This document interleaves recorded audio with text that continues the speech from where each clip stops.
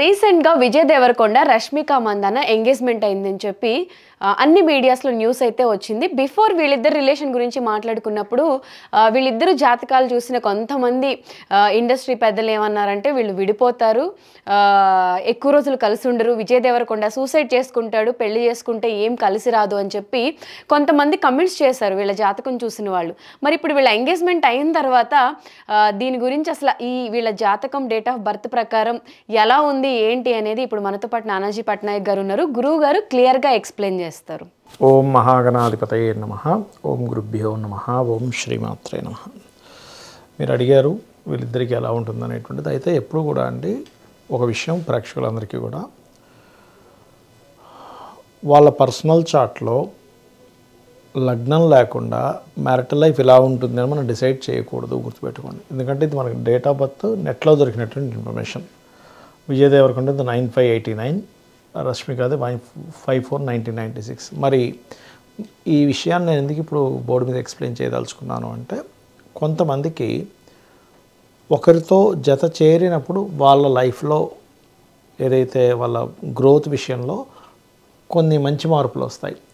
ఆ రకంగా ఇప్పుడు ప్రజెంట్ మనకి విజయ్ దేవరకొండ విషయం కనుక చూసుకుంటే అతను మంచి పెర్ఫార్మెన్స్, మంచి లుక్ ఉన్నటువంటి ఆ వ్యక్తికి పాపం ఒక 3-4 ఏళ్ళ నుంచి సరైనటువంటి హిట్ పడలేదు ఆయనకి.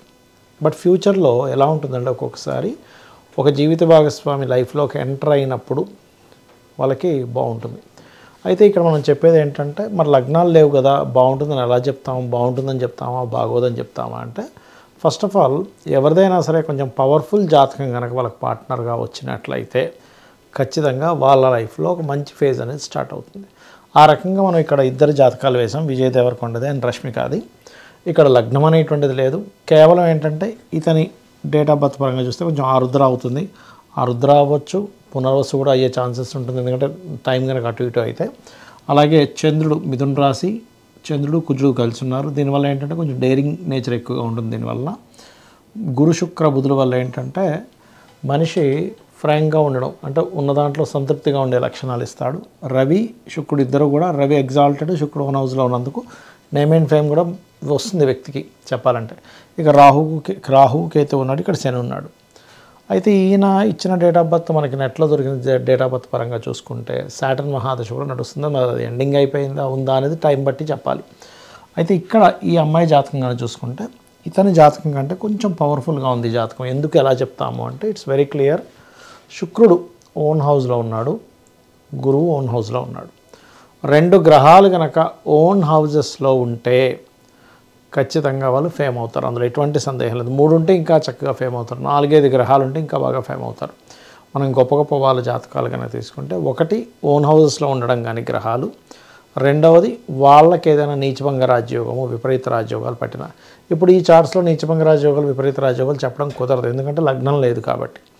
మరి ఇక్కడ ఈ రష్మిక గారి జాతకాన్ని, ఈ జాతకాన్ని అసలు నక్షత్రాలు ఆరుద్ర నక్షత్రం, చిత్తా నక్షత్రం అని చూపిస్తుంది నెట్లో కొట్టిన దాన్ని బట్టి చూస్తే. అంటే ఏంటి, వీళ్ళిద్దరు మెంటాలిటీస్ వేరుగా ఉంటాయి చెప్పాలంటే, కంప్లీట్గా కలవవు. కానీ డిఫరెంట్ మెంటాలిటీస్ ఉన్నప్పటికీ కూడా వీళ్ళిద్దరిలో ఉండేటువంటి ఒక పాజిటివ్ థాట్స్ ఏవైతే ఉంటాయో, యాక్సెప్ట్ చేసే థాట్ ఏదైతే ఉంటుందో అది కొంతవరకు వీళ్ళని కలుపుతుంది. ఎందుకంటే దీన్ని అట్రాక్షన్ జోన్స్ అంటారు. అంటే అలాగా శుక్రుడు చూడండి, ఇద్దరికీ కూడా వృషభ రాశిలో శుక్రుడు ఉన్నాడు.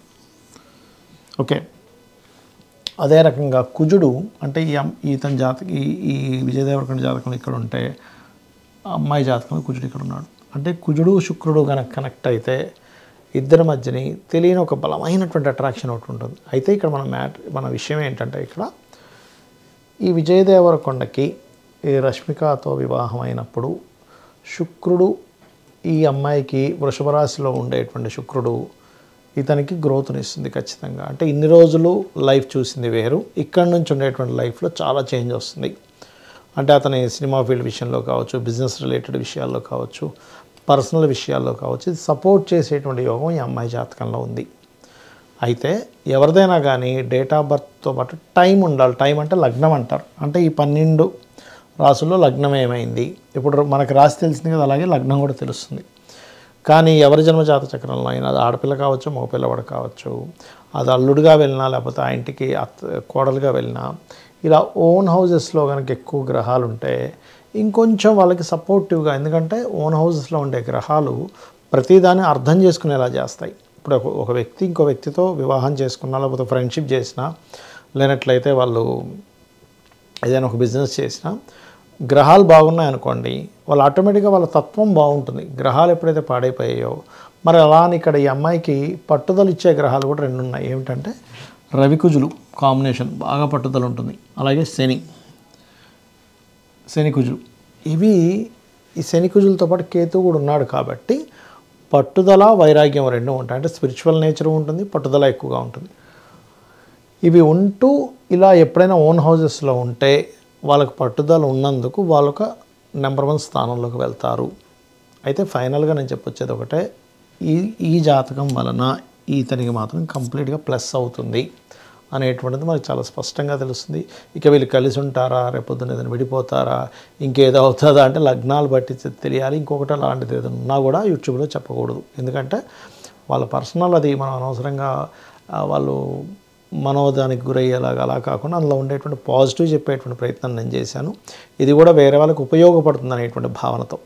అంటే ఎవరైనా ఇప్పుడు ఇద్దరు మ్యాచింగ్స్ చూసేటప్పుడు చాలామంది ఇవాళ రేపు ఏంటంటే 36 పాయింట్లకి 18 పాయింట్లు వచ్చేలేవా అని ఆరుద్ర చిత్త నక్షత్రం పెట్టి చూసేస్తారు. అలా కాకుండా మనం ఎప్పుడూ కూడా ఇద్దరు పర్సనల్ చార్ట్స్లో మూన్ సైన్స్ ఎలా ఉన్నాయి, అట్లాగే ఇప్పుడు ఈ మూన్ కొంచెం ఇక్కడ ఇతని మిథునంలో ఉంటే ఈ అమ్మాయికి తుల్లో ఉన్నాడు.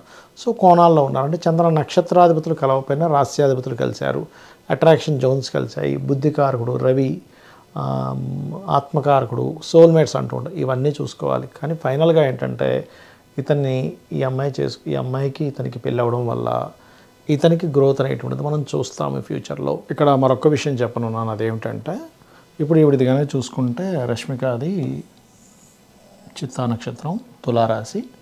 ఈవిడికి 2.5 years బ్యాక్ అర్ధాష్టమి శని నడిచింది. ఇక్కడ శని ఉన్నాడు కదా, 2.5 years బ్యాక్ ఒక 2 years పాటు శని ఉన్నప్పుడు మరి అందరం ఏమనుకుంటాం, అయ్యో అర్ధాష్టమి శని అండి, అష్టమ శని, ఏలినాడు శని, సో అప్పుడు ఏం చేసినా కలిసి రాదంట. మరి అప్పుడే ఈ అమ్మాయికి పుష్ప సినిమా రిలీజ్ అయింది.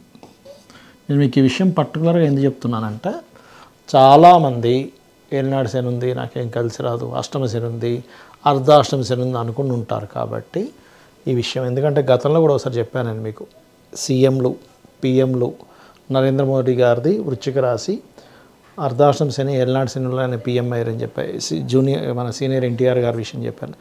ఇప్పుడు ఎగ్జాంపుల్ చార్ట్ వచ్చింది కాబట్టి మీకు ఈ విషయం చెప్తున్నా చూడండి. ఇది మరి 2.5 years బ్యాక్, 2.5 years పాటు. కాకపోతే ఏంటంటే ఒకటే గుర్తుపెట్టుకోండి, మనిషిని ఎప్పుడా సక్సెస్ నాపదు శని, సక్సెస్ నాపేది శని అవ్వదు, ఆయన కర్మకారకుడు. ఈ విషయం గుర్తుపెట్టుకుంటారని ఈ చార్ట్లో కూడా ఎగ్జాంపుల్ చెప్తున్నాను. అలాగే ఇక్కడ కూడా చూసుకుంటే మరి ఈ మధ్య ఇతనికి విజయ్ దేవరకొండ గారికి అసలు ఎటువంటి శని లేదు, 9లో శని నడిచాడు 2.5 ఏళ్ళ నుంచి, మరి సక్సెస్ రావాలిగా. కాబట్టి మీరు అర్థం చేసుకోవాల్సింది ఏంటంటే ఈ శని లేకపోతే కాల్సర్పయోగం ఉందని ఇవి కాదు. మీ పర్సనల్ చార్ట్లో మీకు నడుస్తున్న మహాదశలు అంతర్దశలు ఏమిటి, అది చాలా ప్రధానమైనటువంటి అంశం. దాన్ని మర్చిపోయి అనవసరమైనటువంటి వాటిలోకి వెళ్ళిపోయి అనవసరమైన భయాలతో బ్రతకకండి. శ్రీమాత్రే నమః.